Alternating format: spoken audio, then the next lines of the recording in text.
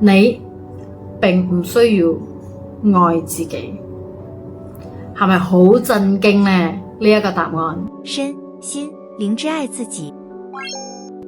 開咗美顏嘅 BB， 有化妝嘅 BB。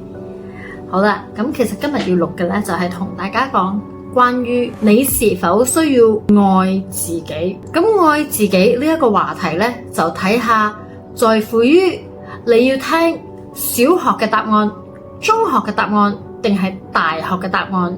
咁我先講小學嘅答案。如果係小學嘅答案，我就會話俾你知，愛呢一樣嘢係你需要愛自己，需要錫自己，愛錫自己。咁中學嘅答案又係乜嘢呢？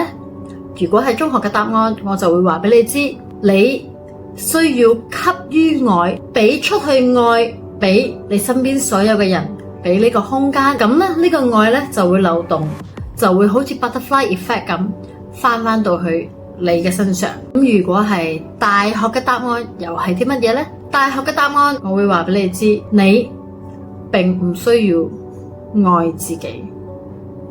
係咪好震驚呢？呢一個答案冇錯啦，因為大學嘅答案我就會話俾你知，愛同你本身就唔存在。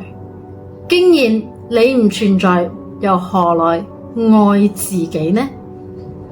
愛唔存在，被愛亦都唔存在，因為你唔存在。咁可能你就會講，吓，咁樣啊？